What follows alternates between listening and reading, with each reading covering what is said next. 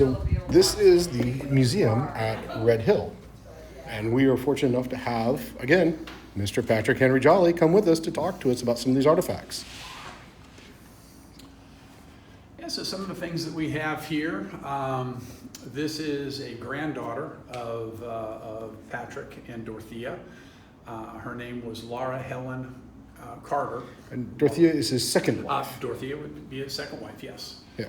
And she's buried here at Red Hill. Oh, we will be definitely getting to the cemetery, but this one is actually really interesting. This looks like a plat map of Red Hill. That is exactly what it is. This was done in 1823.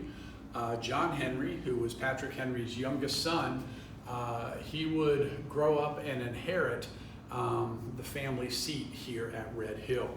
The property, which had been expanded to almost 3,000 acres, was divided between Patrick's youngest sons, John Henry, and his next older brother, Edward Winston.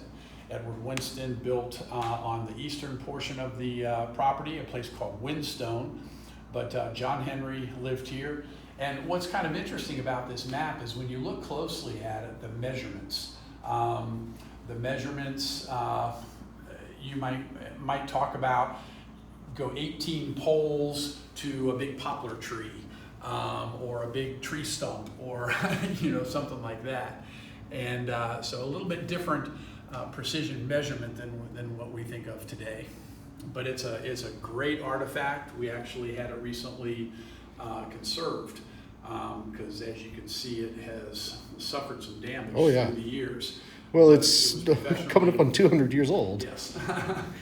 Now, this is one thing I really appreciate when colonial houses, especially founding father houses, do this, is you can actually see where they're pointing to the fingerprint indentations. Mm-hmm. Now, this has been said before, but this means that the enslaved people, usually children, would be responsible for turning the bricks because it was a low skill, low training required job.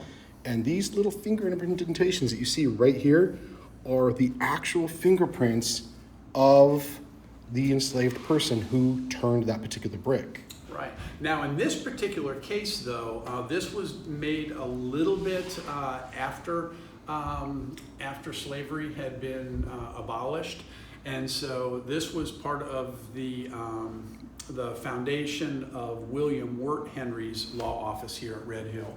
William Wirt Henry would have been a grandson of Patrick. And so you are absolutely correct as far as oftentimes seeing bricks with fingerprints and realizing that those are fingerprints of enslaved folks.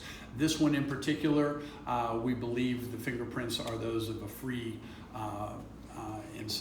formerly enslaved person. So moving on from the fingerprint brick, we have all these beautiful sketches of Red Hill, and what people may not realize is that Red Hill has taken on various literal forms over the decades and hundreds of years. Correct. I'd love to spend time on every little thing, but unfortunately I don't have that much time, but I do want to get a chance to see everything. Now, who is this young lady here? So her name is Dorothea Spotswood Henry. This would be the oldest child of Patrick and his second wife, Dorothea. And so we can call her like Dorothea Jr. She has the distinction of being the only child that was born in the governor's mansion in Williamsburg to a post-colonial governor. Now, what's really interesting about what you just said is that you could make the very valid argument that Patrick Henry set the standard for what it means to be not only a colonial governor, but a governor of Virginia, because he held that position, I believe, longer than anyone. Correct. Yeah. Longer in the number of terms, 5 terms. Yes. Each term was only 1 year. So it's a position he held for a total of 5 years. 3 consecutive years. Then, according to the Virginia Constitution, he had to take a break for 4 years. And then he came back for 2 more years, finally leaving in 1786. Now, fun fact is he actually was elected to a 6th term, but said, you know what, I'm done. You are absolutely correct. He had a habit of doing that. Now, this looks like an original piece to a degree. Yes, it is. Now, this is the record cabinet. Now, when I hear record cabinet, I'm a child of the 80s and 90s, so I'm thinking there's no vinyl LPs in there. Okay. So and Yeah, so it's kind of pigeonholes. It's basically a filing cabinet. okay, and then we have Elvira McLean Henry. Yep, this would be the wife of John Henry, who I spoke of earlier as inheriting Red Hill. There actually were two John Henrys, children, but John Henry the younger was 3 years old when Patrick passed away. He grew up and inherited Red Hill, and this is his wife, Elvira McClellan, who was actually part of the Cabell family. And some of your viewers that are familiar with old Virginia history might recognize the Cabell name, and one of their daughters. Now, This painting was done in 1838 here at Red Hill by George Cook, who was really? a noted painter. Now, what I love is right above it is probably one of the two nicest things Thomas Jefferson ever said about your ancestor. You're absolutely correct on that too. Now, we talked about this off camera, but basically, Thomas Jefferson and Patrick Henry, originally Thomas Jefferson really admired him because this guy grasped the law better than most did in years in a matter of weeks. Some historians will actually use the word idolized Patrick Henry. This is true. But later, they became very deeply rooted political adversaries. Though respected one another, Jefferson truly disliked Patrick Henry. Some historians will use the word hate. Yeah. But here's the other, correct me if I'm wrong, but the second nicest thing Thomas Jefferson ever said about Patrick Henry is he speaks as Homer wrote. Yep, that's definitely something that he said, specifically in regards to the Stamp Act speech. And I'm glad you pointed that way because Yeah. arguably the one thing that Patrick Henry is known for more than anything else is 7 words. Correct. Give me liberty or give me death. Correct. And those were spoken 10 years after the event that is pictured in this illustration by Peter Rothermel. This is Patrick Henry before the House of Burgesses in 1765, and he's arguing against the stamp tax, which had been put upon the colonies by Parliament. And as you can see, there are some concerned faces in the crowd because this is 1765. We're not in a bad relationship with Great Britain, yet Patrick Henry is suggesting that Caesar had his Brutus, Charles had his Cromwell, and George III may profit by their example. The speaker kind of shouted him down, reminding him that he had just spoken treason, and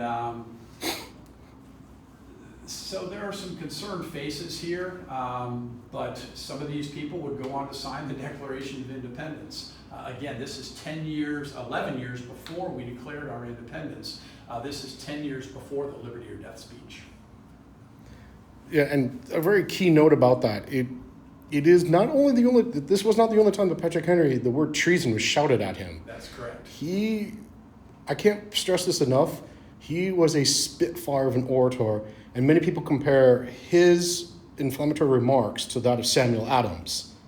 That, hey, we got these two major rabble-rousers. In fact, in British documents, it's noted someone came up with the idea that if we could just remove these two individuals, it might squash American revolutionary ideas. Right. As a matter of fact, I mean, Thomas Jefferson, I guess we can also say that this is a nice thing that Jefferson said about Patrick posthumously, but he said that the image that we're looking at right now with the Stamp Act, that this is what gave first impulse to the ball of the American Revolution.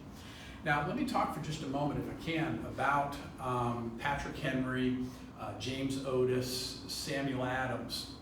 One of the things that set Patrick Henry apart from these others was the timing of when he said things. James Otis, Samuel Adams, some of these people would complain about events, would talk about things before they were officially made law. So let's talk about the Stamp Act for a moment. You're talking about the Stamp Act resolves. Yes. Yes. And liberty or death for that. I mean, but the Stamp Act resolves.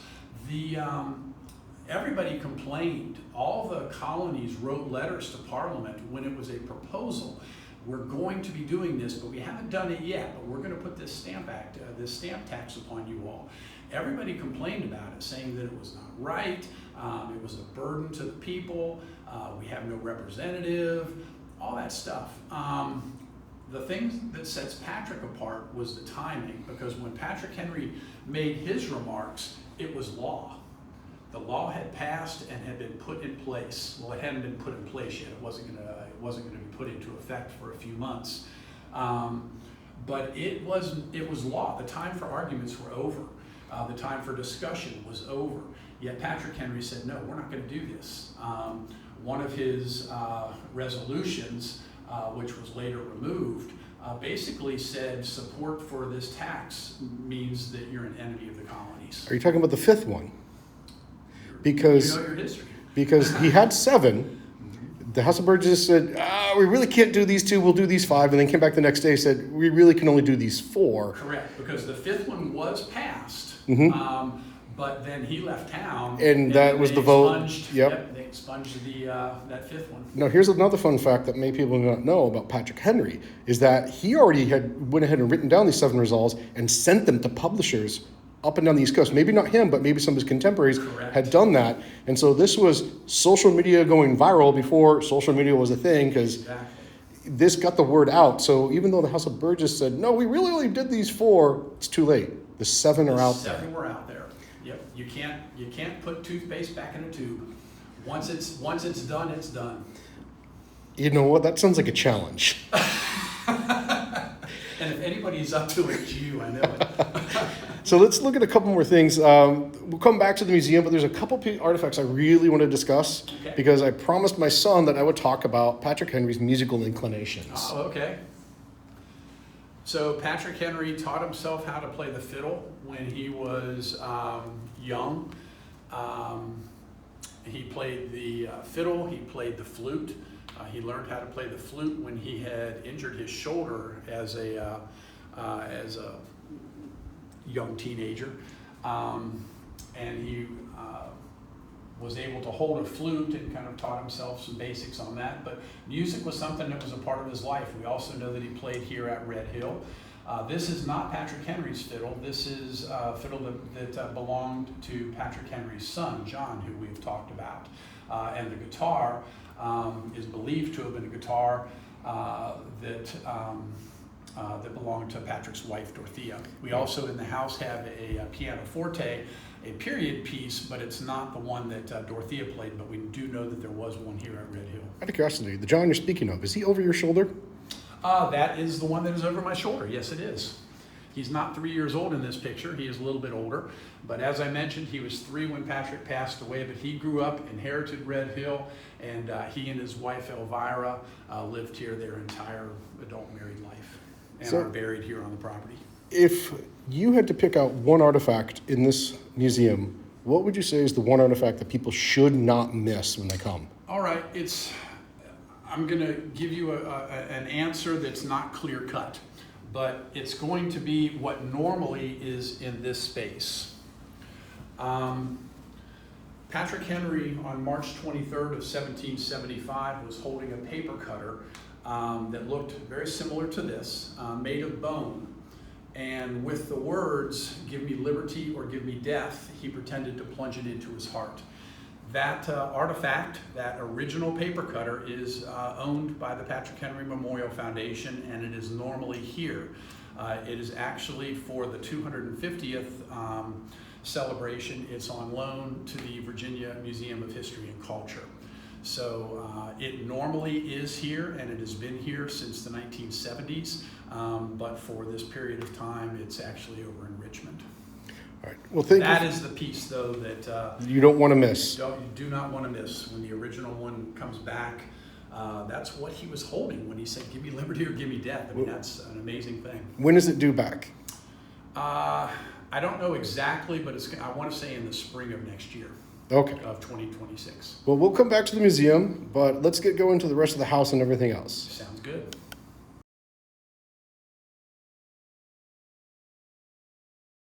So we're back in the museum after a beautiful day of touring, as you saw, and I just want to finish up the video here. So a lot of this stuff is original artifacts, and it's really incredible. Like this ledger cabinet. Patrick Henry's ledger cabinet. It's really incredible, and I wish Red Hill was better known than it is. But that's kind of how Patrick Henry was. He was a very humble guy to begin with, and that's kind of how he lived. So if you ever find yourself in the southern part of Virginia, near Brookneal, Virginia, make your way out to Patrick Henry's Red Hill and see one of the most amazing Founding Father exhibits you'll find anywhere. Till next time, happy wandering.